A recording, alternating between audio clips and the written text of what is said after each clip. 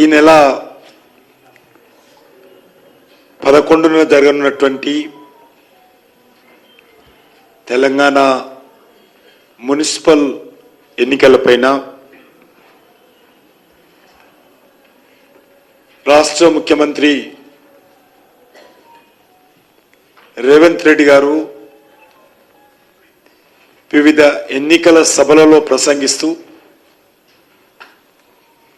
కాంగ్రెస్ పార్టీకి మళ్ళీ ఓటు వేయాలని చెప్పి ఆయన విజ్ఞప్తి చేస్తా ఉన్నారు. గత శాసనసభ ఎన్నికల్లో కానీ ఆ తర్వాత జరిగినటువంటి పార్లమెంట్ ఎన్నికలు, ఇటీవల జరిగినటువంటి గ్రామ పంచాయతీ ఎన్నికలు, మళ్ళీ ఇప్పుడు మున్సిపల్ ఎన్నికలు,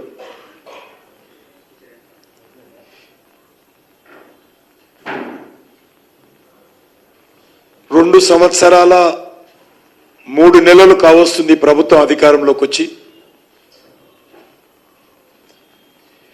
మరి 2023లో శాసనసభ ఎన్నికలకు ముందు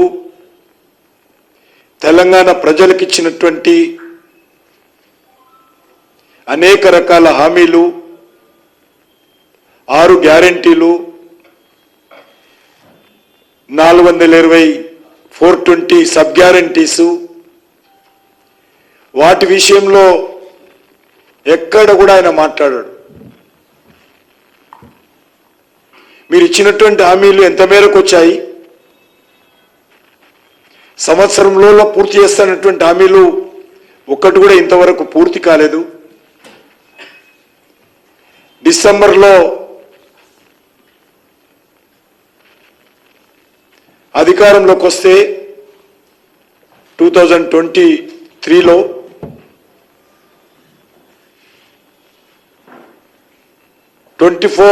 జనవరిలో పింఛన్లు పెంచుతామన్నారు.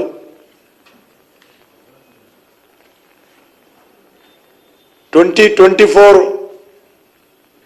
డిసెంబర్ లోపల 2 లక్షల ఉద్యోగాలు భర్తీ చేస్తామన్నారు. నిరుద్యోగులకు వృత్తి ఇస్తామన్నారు. మహిళలకు నెలకు 2500 ఆర్థిక సాయం అన్నారు. కౌలు రైతులకు ఎకరానికి 15,000,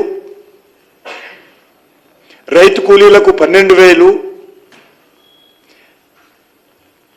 రైతులకు 15,000,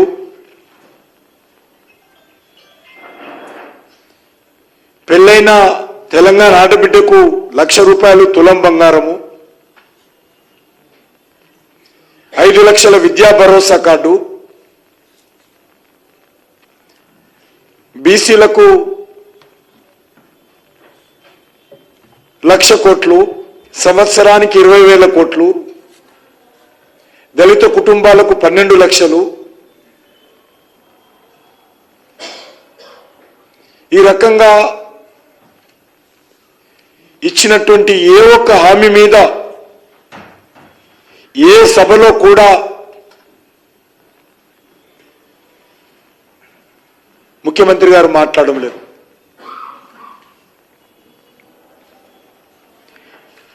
ఆయన ఇచ్చినటువంటి హామీలు, చెప్పినటువంటి గ్యారెంటీల అమలులో కాంగ్రెస్ పార్టీ ప్రభుత్వము పూర్తిగా వైఫల్యం చెందింది. కాబట్టి ప్రజల దృష్టి మళ్లించే విధంగా తన అసమర్థ, అవినీతి, అక్రమ ప్రభుత్వాల తప్పిదాల నుంచి తప్పించుకునేటువంటి ప్రయత్నము, డైవర్షన్ పాలిటిక్స్ రేవంత్ రెడ్డి గారు చేస్తా ఉన్నారు.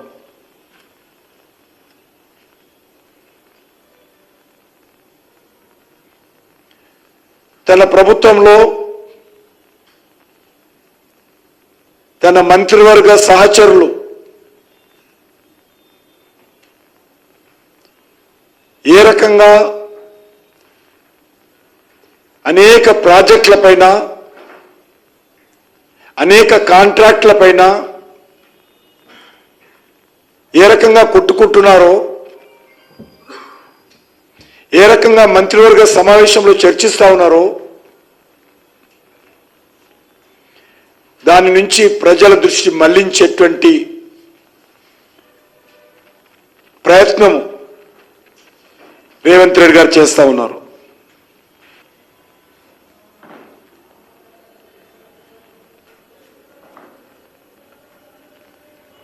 అభివృద్ధి గురించి చెప్పాల్సినటువంటి ముఖ్యమంత్రి ఈరోజు మతపరమైన రిజర్వేషన్స్ గురించి మాట్లాడుతూ ఉన్నారు.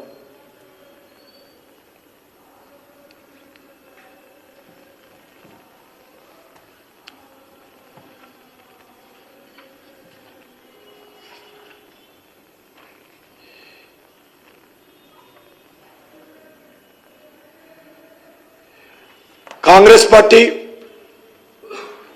ప్రతి ఎన్నికలకు ముందు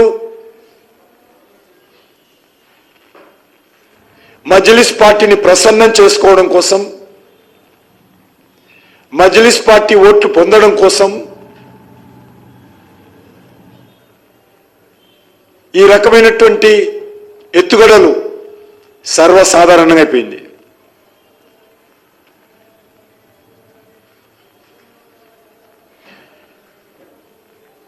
ఉమ్మడి ఆంధ్రప్రదేశ్లో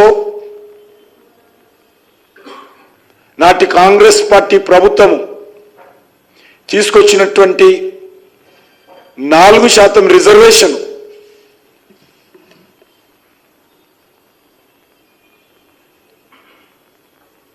హైకోర్టు 2 సార్లు కొట్టేయడం జరిగింది. మతపరమైన రిజర్వేషన్స్ రాజ్యాంగ వ్యతిరేకమని,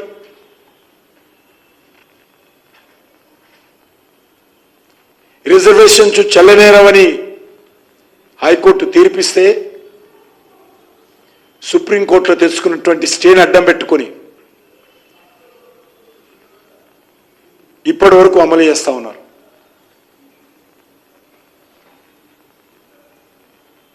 దానికి ఇంకా చట్టబద్ధత లేదు. ఈరోజు రేవంత్ రెడ్డి ఒక మతపరమైన సమావేశం నిర్వహించి మీకు శాశ్వత ప్రాతిపాదికన రిజర్వేషన్స్ ఇస్తామని చెప్పేది ఉన్నదో ఇది పూర్తిగా ఓటు బ్యాంకు పాలిటిక్స్ అని సందర్భంగా మనం చేస్తా ఉన్నాను.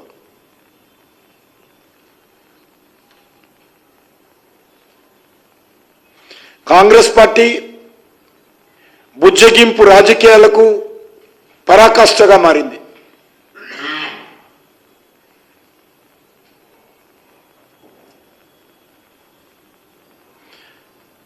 మొన్న జూబ్లీహిల్స్ ఎన్నికల్లో ముస్లింల ఓట్ల కోసం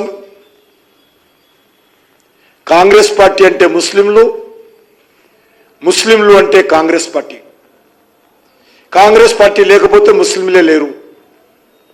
ఒక ముఖ్యమంత్రి స్థాయిలో ఉన్నటువంటి వ్యక్తి ఇంత దిగజారి రాష్ట్ర రాజధానిలో మాట్లాడిన విషయము తెలంగాణ ప్రజలు మరొకసారి జ్ఞాపకం చేసుకోవాల్సిందిగా కోరుతా ఉన్నాను.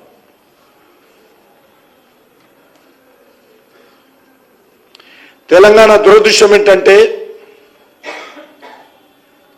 అది కాంగ్రెస్ పార్టీ కానీ ఇటు బీఆర్ఎస్ పార్టీ కానీ ఎవరు అధికారంలో ఉంటే ఆ పార్టీ మజ్లిస్ పార్టీ కనుసైగల్లో పరిపాలన కొనసాగిస్తున్నారు.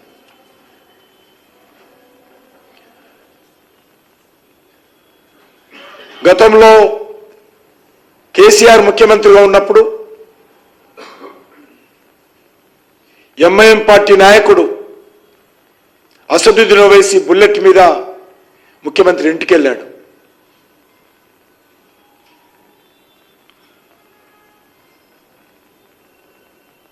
ఆ రోజు అసదుద్దీన్ బుల్లెట్ వెనుక కేసీఆర్ కూర్చొని ప్రచారం చేశాడు. ఈరోజు అదే బుల్లెట్ వెనుక రేవంత్ రెడ్డి గారు కూర్చుంటున్నారు.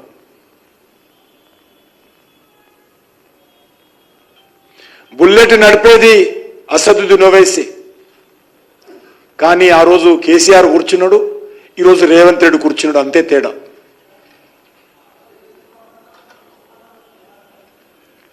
అప్పుడైనా బుల్లెట్ నడిపింది అసదుద్దీన్ ఓవైసీ, అప్పుడు సర్కారు నడిపింది అసదుద్దీన్ ఓవైసీ, ఇప్పుడు నడుపుతున్నది అసదుద్దీన్ ఓవైసీ.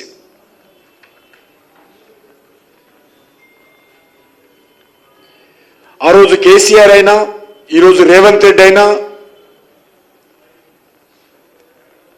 స్వతంత్ర నిర్ణయాలు తీసుకునే సత్తా లేదు వీళ్లకు.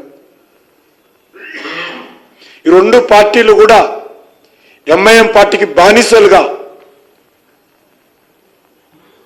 వ్యవహరిస్తున్నటువంటి పార్టీలే. ఈ రెండు ప్రభుత్వాలు కూడా బానిస ప్రభుత్వాలే.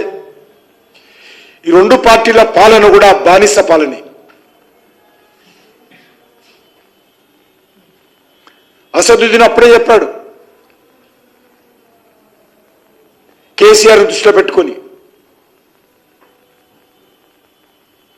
కారులో ఎవరున్నా కూడా car steering, car accelerator, car brake, car horn నా చేతిలో ఉందని చెప్పి బహిరంగంగా అసదుద్దీన్ చెప్పాడు. ఈరోజు ఎంఐఎం నాయకుడు అక్బరుద్దీన్ చెప్తా ఉన్నాడు, అది టీఆర్ఎస్ పార్టీ అయినా కాంగ్రెస్ పార్టీ అయినా, అది రావైనా రెడ్డైనా నా కాళ్ళ దగ్గర ఉండాల్సిందే అని.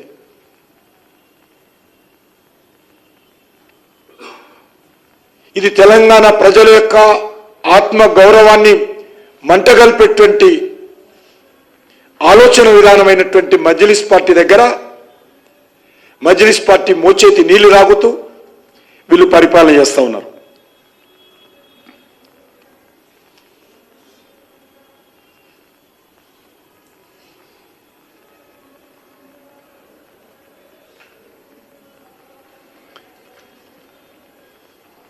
ఈరోజు మనం చూస్తూ ఉన్నాము,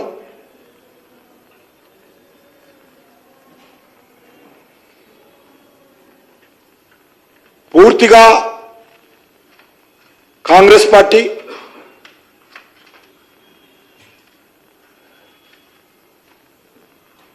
ఎన్నికల్లో అధికార దుర్వినియోగం చేస్తూ ఇష్టారాజ్యంగా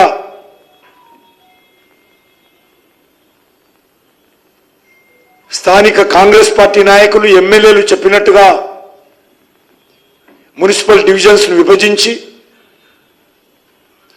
విధి విధానాలు రూపకల్పన లేకుండా, ఏ రకమైనటువంటి ఆధారాలు లేకుండా రిజర్వేషన్స్ సంబంధించి విభజన చేసి బీసీలు ఉన్న దగ్గర ఎస్సీలకు, ఎస్సీలు ఉన్న దగ్గర బీసీలకు, ఎవరు లేని దగ్గర ఎస్టీలకు రిజర్వేషన్స్ కల్పించి ఆయా సామాజిక వర్గాలకు వాళ్ళ మెజార్టీ ప్రాతిపాదికన ఇవ్వాల్సినటువంటి డివిజన్స్కు ఇవ్వకుండా కాంగ్రెస్ పార్టీకి అనుకూలంగా ఎమ్మెల్యేల కనుసైగల్లో వాళ్ళు రాసిచ్చినటువంటి డివిజన్స్ ప్రకారం ఈరోజు రిజర్వేషన్ చేయడం జరిగింది. కిందికెళ్ళి ప్రచారం చేస్తూ ఉంటే పోటీ చేస్తున్నటువంటి అభ్యర్థులు చెప్తున్నటువంటి వివరాలు చూస్తే ఎంత పచ్చిగా అధికార దుర్వినియోగం చేశారో, ఏ రకంగా డివిజన్స్ విభజించారో, ఎంత అధికారం దుర్వినియోగం చేశారో అర్థమవుతోంది.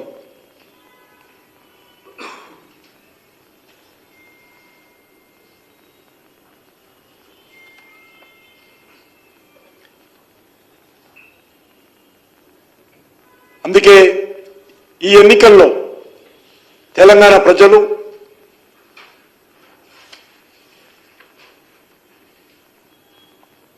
ఈ రెండు పార్టీలకు బుద్ధి చెప్పాల్సినటువంటి అవసరం ఉంది. ఈ రెండు పార్టీల హయాంలో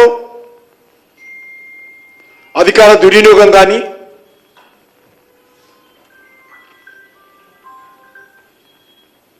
అవినీతి కానీ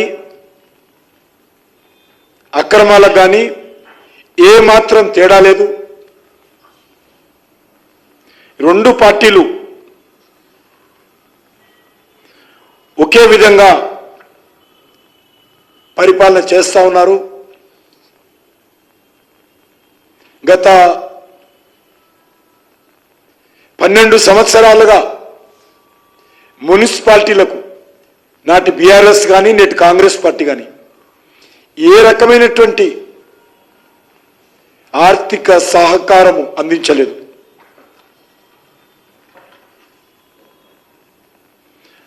అందుకే ఎన్నికల్లో బీజేపీని గెలిపించాల్సిందిగా, తెలంగాణను రక్షించాల్సిందిగా ఈ సందర్భంగా తెలంగాణ ప్రజానీకానికి విజ్ఞప్తి చేస్తా ఉన్నాను. అంతేకాకుండా ఇక తెలంగాణలో ఒక ప్రత్యేకమైనటువంటి రాజకీయ వ్యవస్థ నిర్మాణం కావాల్సినటువంటి అవసరం ఉంది. ఇష్టారాజ్యంగా ముఖ్యమంత్రి గారు వ్యవహరిస్తున్నటువంటి తీరు తెలంగాణ ప్రజలు అసహించుకుంటున్నారనే విషయాన్ని సందర్భంగా మనం చేస్తా ఉన్నాం.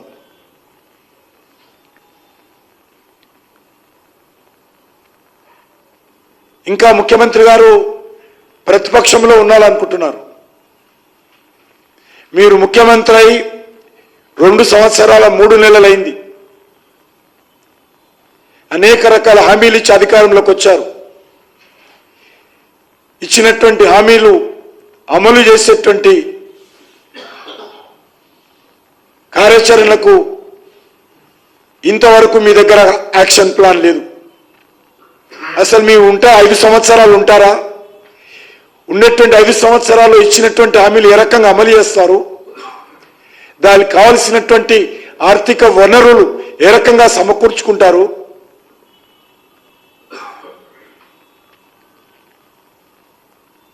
ముఖ్యమంత్రిగా ప్రమాణ స్వీకారం చేసిన మరుసటే హామీలు అమలు చేస్తామన్నారు.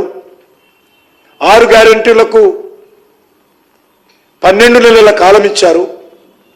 ఈరోజు 27 నెలలుగా వస్తూ ఉంది. మరి ఇంతవరకు దిక్కు దివానా లేకుండా ఉంది.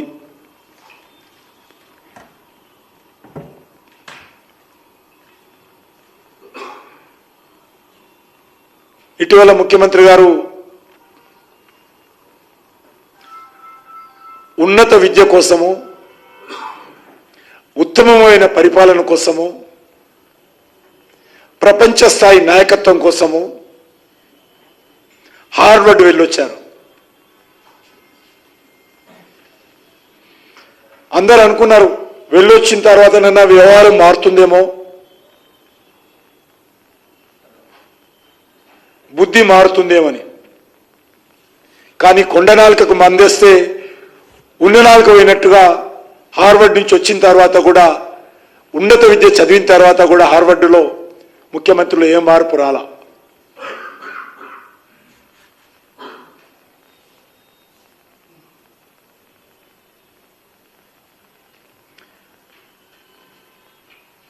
ప్రజలు నాయకత్వం అందించిన తర్వాత సంస్కారం పెరగాలి. కానీ ఆయన ప్రవర్తన రోజు రోజుకు దిగజారుతా ఉంది. కేసీఆర్ ఏ రకనైతే స్టేజ్ ఎక్కితే చాలు సంస్కారహీనమైనటువంటి మాటలు, అడ్డగోలు ఆరోపణలు ఏ రకనైతే మాట్లాడేవాడో రేవంత్ రెడ్డి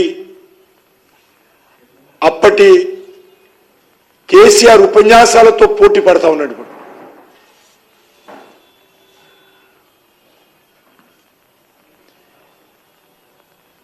కనీసం రేవంత్ రెడ్డి హార్వర్డ్కి వెళ్ళిన తర్వాతనైనా తన రాజకీయ వ్యవహార శైలి మారుతుందనుకున్నాం. కానీ తెలంగాణ ప్రజల దురదృష్టకరము, గత 12 సంవత్సరాలకు పైగా ఈ రకమైనటువంటి ఇద్దరు ముఖ్యమంత్రులు రావడం. ఇలాంటి ముఖ్యమంత్రులను భరించాల్సిన పరిస్థితి తెలంగాణ ప్రజలకు, తెలంగాణ రాజకీయాలకు రావడం.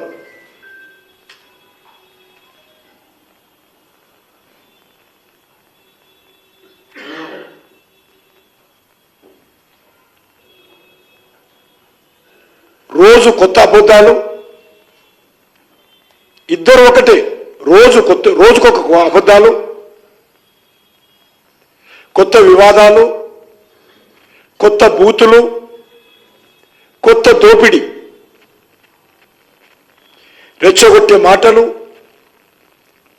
ఈరోజు తెలంగాణ ప్రజలు భరించాల్సిన పరిస్థితి ఏర్పడింది.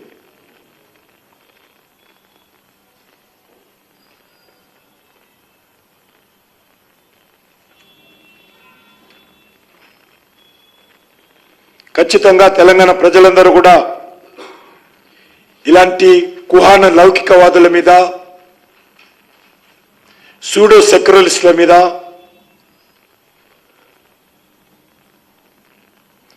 ఆలోచించాల్సిందిగా కోరుకుంటూ సెలవు తీసుకుంటున్నాను.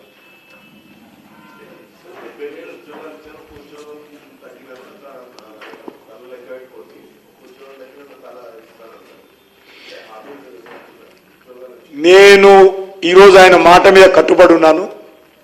ఆయన 6 గ్యారంటీలలో ఒక గ్యారంటీ 2024 డిసెంబర్ లోపల 2 లక్షల ఉద్యోగాలు ఇస్తామని చెప్పారు. 2 లక్షల ఉద్యోగాలు. మరి ఆయన వచ్చిన తర్వాత 2 లక్షల ఉద్యోగాలు భర్తేనేయా, శ్వేతపత్రం ప్రకటించాల్సిందిగా డిమాండ్ చేస్తా ఉన్నాను.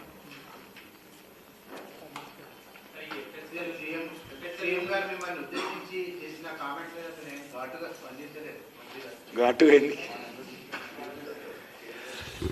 ఆయన విజ్ఞతకే వదిలేస్తున్నా నేను. ఎందుకంటే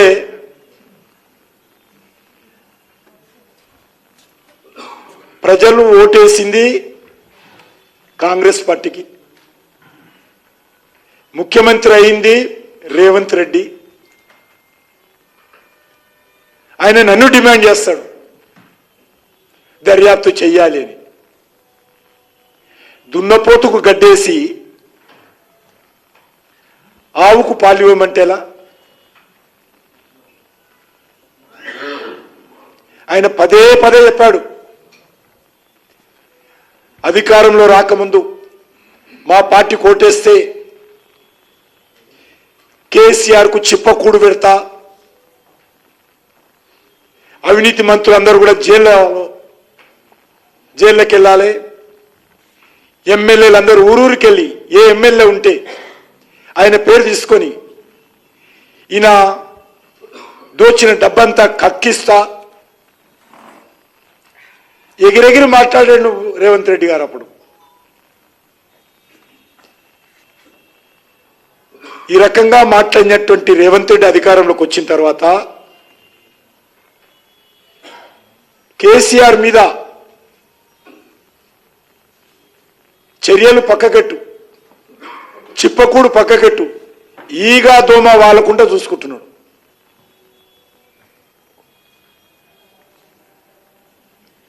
ఈ 2 ప్రభుత్వాల వైఫల్యాలు, ఆ రోజు బీఆర్ఎస్ కానీ ఈరోజు కాంగ్రెస్ కానీ, మీ వైఫల్యాలు, మీ చేతగానితనము, మీ అసమర్థత, ఈ 2 పార్టీలు కూడా వ్యక్తిగతంగా నా మీద రుద్దేటువంటి ప్రయత్నం చేస్తారు.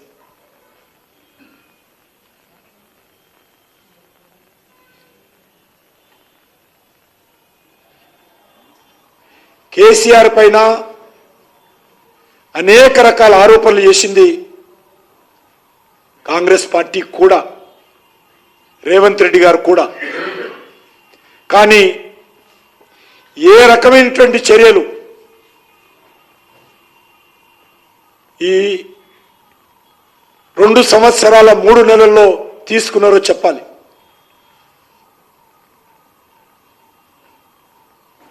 కాంగ్రెస్ పార్టీ అంతర్గత కుమ్ములాటలతో, తన మంత్రివర్గ సహచరుల యొక్క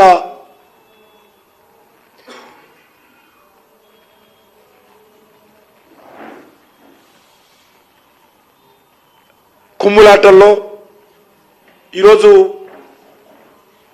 ఆయన ప్రజల దృష్టి మళ్లించేటువంటి ప్రయత్నము ఈరోజు తెలంగాణలో జరుగుతూ ఉంది. నేను ఒకటే అడుగుతా ఉన్నాను, ఒక ముఖ్యమంత్రిగా కేసీఆర్ పైన, కేసీఆర్ అవినీతి పైన, కేసీఆర్ అక్రమాల పైన చర్యలు తీసుకుంటుంటే ఎవరు అడ్డుకున్నారో చెప్పాలి, ఎవరు వద్దంటున్నారో చెప్పాలి, ఎవరి బాధ్యతో చెప్పాలి. రేవంత్ రెడ్డిదా కిషన్ రెడ్డిదా బాధ్యత అడుగుతా ఉన్నాను. ఈ రాష్ట్రానికి ముఖ్యమంత్రి రేవంత్ రెడ్డి కిషన్ రెడ్డి అడుగుతా ఉన్నాను. తెలంగాణలో అధికారంలో ఉన్నది కాంగ్రెస్ పార్టీయా బీజేపీ అడుగుతా ఉన్నాను. నిజంగా చిత్తశుద్ధి ఉంటే అవినీతి కేసుల్లో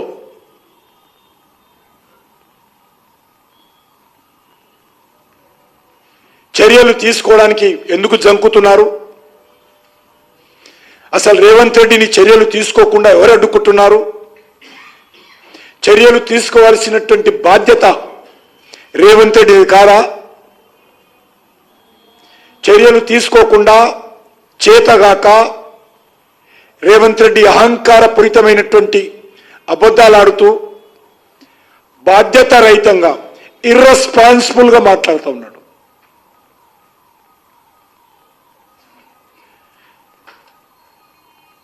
బాధ్యతలు ఇచ్చినటువంటి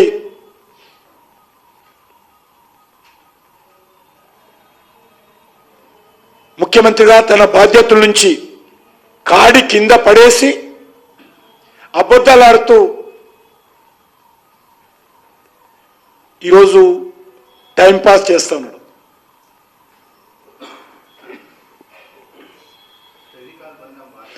ఈరోజు ఆయన చర్యలు తీసుకుంటుంటే, ఆయన దర్యాప్తు చేస్తా అంటే కేసీఆర్ను చెర్లపల్లి జైలుకో చిప్పకూడుకో పంపించాలనుకుంటే ఎవరు అడ్డుకున్నారో ఈరోజు చెప్పాల్సిన అవసరం ఉంది. ఒక్క ఉదాహరణ చెప్పానండి, నేనే కదా అడ్డుకున్నాను. అడ్డుకునేటువంటి అవకాశం మాకిక్కడితో అడుగుతా ఉన్నాను. ఎందుకు బుకాయింపులని అడుగుతా ఉన్నాను, ఎందుకు పనికిరాని మాటలని అడుగుతా ఉన్నాను.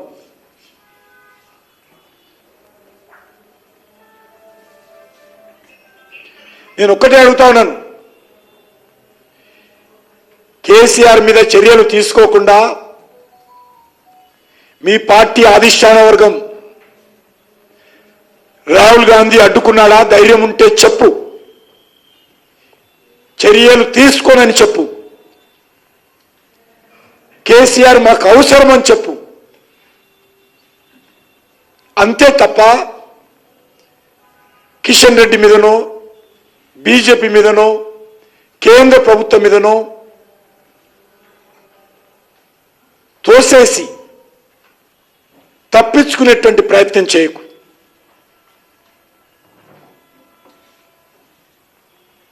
అసలు రాహుల్ గాంధీ ఎన్నికలకు ముందు అనేక రకాలుగా మాట్లాడాడు ప్రచారంలో. నేను రాహుల్ గాంధీని కూడా ప్రశ్నిస్తున్నాను, కేసీఆర్ మీద చర్యలు తీసుకునేటువంటి దమ్ము ధైర్యం మీ పార్టీకి ఉందా? ఆ చిత్తశుద్ధి ఉందా? రాహుల్ గాంధీ బహిరంగ ప్రకటన చేయాల్సిందిగా నేను కోరుతా ఉన్నాను. రాహుల్ గాంధీ రేవంత్ రెడ్డిని ఆదేశించాలి. బీఆర్ఎస్ అవినీతి కుంభకోణాల మీద దర్యాప్తు చేయాల్సిందిగా రాహుల్ గాంధీ అనేక విషయాలు ఆదేశిస్తావు కదా, దీంట్లో ఎందుకు మాట్లాడారు? మరి ఏ ఒక్కరోజైనా రాహుల్ గాంధీ మాట్లాడిండా? 23లో 24లో చేసినటువంటి ఉపన్యాసాలన్నీ రాహుల్ గాంధీ మర్చిపోయాడా?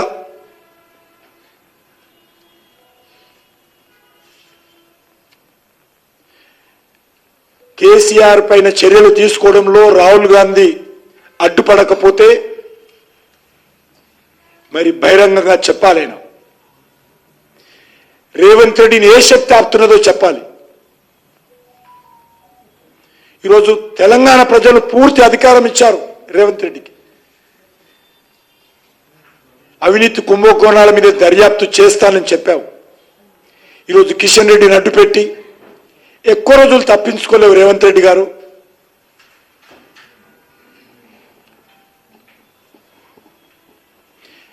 రాహుల్ గాంధీ, కేసీఆర్, సోనియా కుటుంబము, కేసీఆర్ కుటుంబము కుమ్ము కయ్యారా కాదా?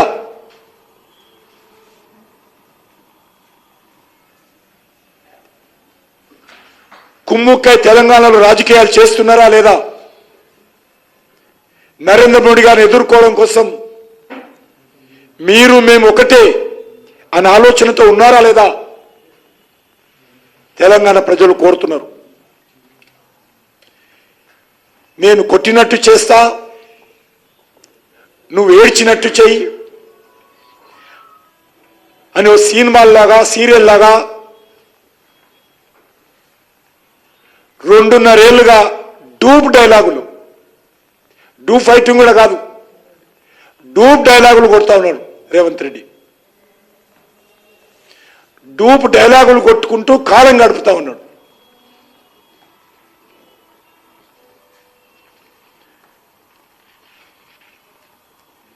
సినిమాల్లో డూప్ ఫైటింగ్స్ ఉంటాయి, కానీ బీఆర్ఎస్ కాంగ్రెస్ మధ్యలో డూప్ డైలాగులు కూడా కొత్తగా వచ్చాయి. ఇప్పుడు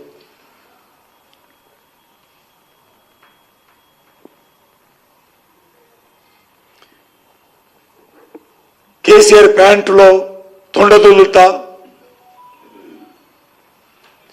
కేసీఆర్ గుడ్లు పీకి గోళీలాడుతా, కేసీఆర్ పేగులు మెడకేసుకుంటా, ఇవన్నీ డూప్ డైలాగులు. సినిమాలో డూప్ ఫైటింగ్లు ఉంటాయి, కానీ వీళ్ళిద్దరి మధ్యలో డూప్ డైలాగులు ఉంటాయి. జైల్లో చుప్పకూడు తినిపిస్తా, ఇవన్నీ కూడా డమ్మీ డైలాగులు. 2.5 ఏళ్లుగా ఎవరెవరు కళ్ళు పీకాడో, ఎవరెవరు పేగులు పీకాడో రేవంత్ రెడ్డి చెప్పాలా. మీ అసమర్థత, మీ యొక్క బలహీనత, కేంద్ర కాంగ్రెస్ పార్టీ ముందు నీ యొక్క చేతగానితనము,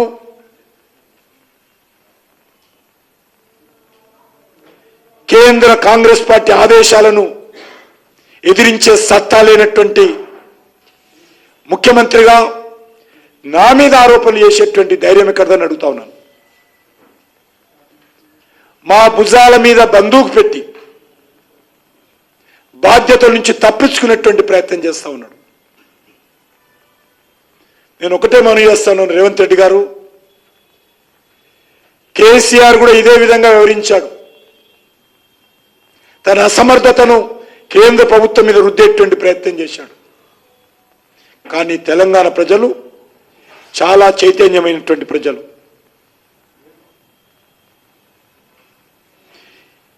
కేసీఆర్ మీద లేక గత ప్రభుత్వంలో జరిగినటువంటి అక్రమాల మీద ఎవరు దర్యాప్తు చేయాలో, ఎవరు చర్యలు తీసుకోవాలో తెలుసుకోనంత ప్రజలు చైతన్యవంతులు కాదనుకుంటే రేవంత్ రెడ్డి గారిని ఎవరు రక్షించలేరు. తన మాటలతో మభ్యపెట్టి కాలం గడపాలనుకుంటే రేవంత్ రెడ్డిని ఎవరు రక్షించలేరు. సీఎం పదవికి ఒక విలువ ఉంటుంది, కానీ అదేమీ లేకుండా గాలి మాటలతో ఉత్తర కుమారుని మాటల్లాగా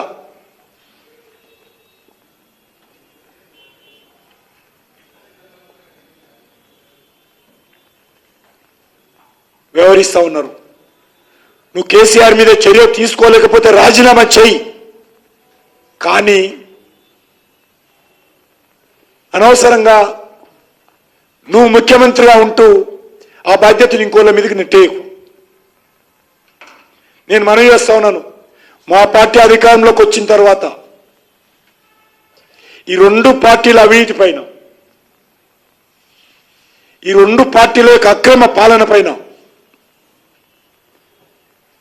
ఖచ్చితంగా మేము చర్యలు తీసుకుంటామో లేదో భవిష్యత్తులోనే తేలుతుంది. బీజేపీ సత్తా ఏందో, మోదీ సత్తా ఏందో మేము అధికారంలోకి వచ్చిన తర్వాత చూపిస్తాం.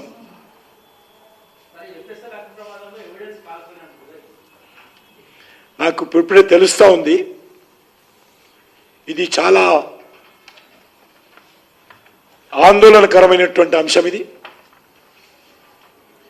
రాష్ట్ర ప్రభుత్వానికి సంబంధించినటువంటి ఫోరెన్సిక్ సైన్స్ ల్యాబ్, దాంట్లో అనేకమైనటువంటి మరి దర్యాప్తుకు సంబంధించినటువంటి డాటా ఆ కంప్యూటర్లలో ఉందని, అవన్నీ కాలిపోయాయని తెలుస్తూ ఉంది. ప్రభుత్వం నుంచి ఒక స్పష్టమైనటువంటి ప్రకటన రావాలి. ఇంకేదైనా ఈ కాలిపోయినటువంటి కంప్యూటర్ సంబంధించినటువంటి డాటా బ్యాకప్ ఉందా లేదా, ఇందులో టెక్నికల్ ఎవిడెన్సీ, ఫోరెన్సిక్ ఎవిడెన్సీ ప్రత్యామ్నాయంగా ఉందా, నాకు తెలిసినంత వరకు ఉండాలి ఖచ్చితంగా. మరి ఈ విషయం పైన రాష్ట్ర ప్రభుత్వము స్పష్టంగా ప్రకటించాల్సిందిగా నేను ఈ సందర్భంగా డిమాండ్ చేస్తా ఉన్నాను. ఎందుకంటే కొన్ని హై లెవెల్ కేసెస్ కూడా, ఫోరెన్సిక్ సంబంధించినటువంటి అనేక కేసులకు సంబంధించినటువంటి ఎవిడెన్స్ అక్కడ ఉన్నది. అది ఓటుకు నోటు కేసు కావచ్చు, లేక ఫోన్ ట్యాపింగ్ కేసు కావచ్చు, అన్ని రకాలుగా డాటా అందులో ఉన్నది. కాబట్టి దానిపైన అనేక రకాల అనుమానాలు ఈరోజు టీవీలో వస్తూ ఉంది. కాబట్టి దీనిపైన ప్రభుత్వం స్పష్టంగా ప్రకటించాల్సిందిగా కోరుతా ఉన్నాను.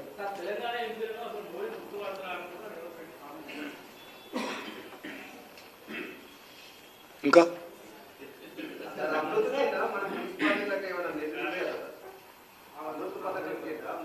ఇప్పటికే ఇస్తున్నాం ఆ డాటా ఇస్తాం. ఇప్పటికే ఇస్తున్నాం ఆ డాటా అంతా నా దగ్గర ఉంది. ఇస్తా, జిల్లా వారీగా కూడా ఉంది. ఏ మున్సిపాలిటీలకు ఇప్పటికే డ్రైనేజ్కి ఎంత ఇచ్చారు, శానిటేషన్కి ఎంత ఇచ్చారు, డ్రింకింగ్ వాటర్కి ఎంత ఇచ్చారు, అంత ఉంది. మా ఆఫీసర్ తీసుకోండి, మీకు ఇస్తాం, పొందుపరుస్తాం. నేను ఈ రోజు నుంచి కూడా జిల్లాల వారీగా మున్సిపాలిటీలకు ఈ లేటెస్ట్ ఏమేమి ఇచ్చాము కూడా సోషల్ మీడియాలో పెడతా ఉన్నాం.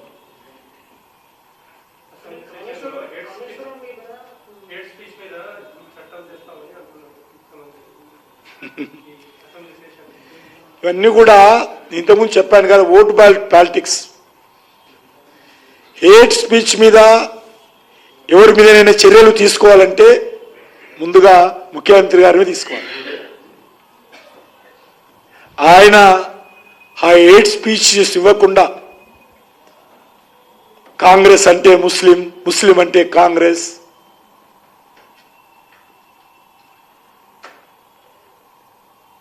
హిందూ దేవులను అవమానించడము,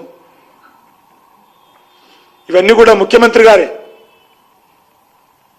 కాబట్టి ఆయన ముందు హేట్ స్పీచ్ ఇవ్వకుండా నియంత్రణ చేసుకొని దాని మీద మాట్లాడితే ప్రజలు హర్షిస్తారు.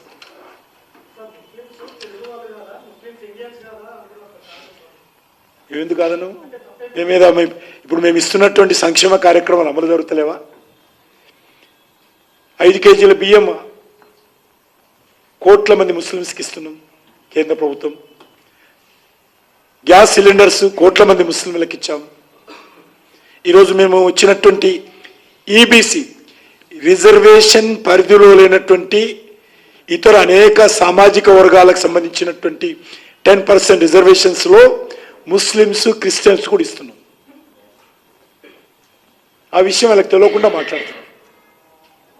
మేము ఇస్తున్నటువంటి 10% రిజర్వేషన్స్లో ముస్లిమ్స్ క్రిస్టియన్స్ కూడా రిజర్వేషన్స్ వస్తున్నాయి.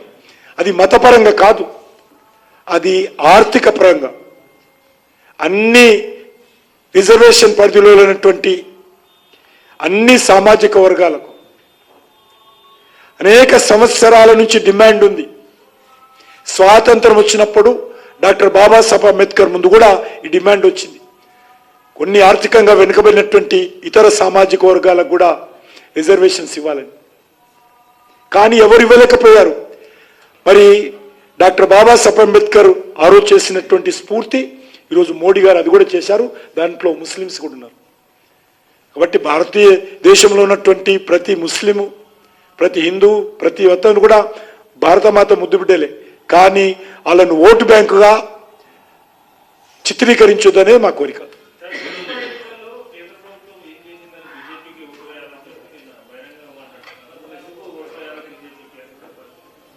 నేను చెప్తున్నాం కదా అన్నీ. ఈరోజు భారతీయ జనతా పార్టీ ఇచ్చినటువంటి ప్లానింగ్ కమిషన్ నిధులు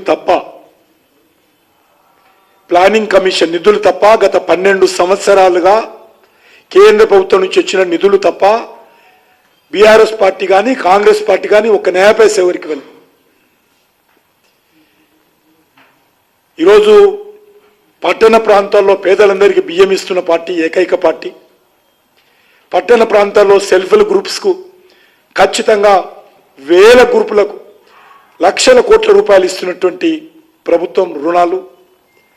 పట్టణ ప్రాంతాల్లో ఉన్నటువంటి వాళ్ళందరూ కూడా అనేక రకాల సంక్షేమ కార్యక్రమాలు అమృత్ కింద కానీ స్మార్ట్ సిటీ కింద కానీ సంక్షేమ కార్యక్రమాలు అమలు చేస్తున్నటువంటి ప్రభుత్వం అది.